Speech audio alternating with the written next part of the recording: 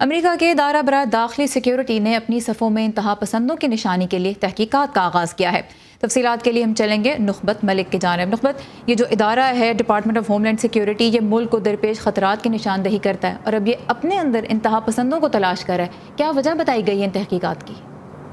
جی، امریکہ میں 9/11 کے بعد department of homeland security کا قیام عمل میں آیا تھا اور اس وقت اس ادارے میں تقریباً 2.5 لاکھ لوگ جو ہیں وہ کام کرتے ہیں۔ ادارے کے جو اعلیٰ حکام ہیں انہوں نے ایک بیان جاری کیا ہے اور انہوں نے کہا ہے کہ ہم فوری طور پہ ادارے کے اندر ایک جامع ریویو شروع کر رہے ہیں، جس سے ادارے کے اندر موجود دہشت گرد عناصر کا فوری طور پہ بہتر طور پہ پتہ چلایا جا سکے، ان سے نمٹا جا سکے اور انہیں روکا جا سکے۔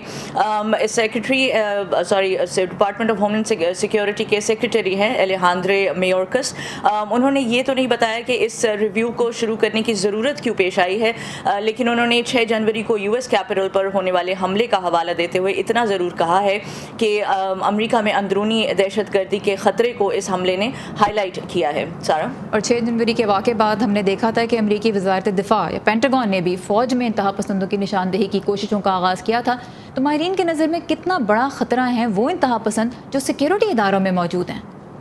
جی سارا، پینٹاگون نے 2 ماہ پہلے ایک رپورٹ جاری کی تھی جس میں انہوں نے کہا تھا کہ ملک میں موجود اندرونی دہشت گردی جو ہے وہ فوج کے لیے خطرہ ہے، اور اب ہوم لینڈ سیکیورٹی ڈپارٹمنٹ نے بھی ایک ریویو کا اعلان کیا ہے۔ لیکن ماہرین کہتے ہیں کہ ان سب کوششوں کے باوجود ملک میں سیکیورٹی اداروں کے اندر موجود جو دہشت گرد عناصر ہیں ان کے بارے میں تحقیقی مواد بہت کم ہے، معلومات بہت کم ہے۔ تو قانون نافذ کرنے والے ادارے اپنی صفوں میں انتہا پسندی کو تبھی روک سکتے ہیں جب وہ بہتر طور پہ معلومات اکٹھی کریں اور اس کا بہتر طور پہ تجزیہ کریں۔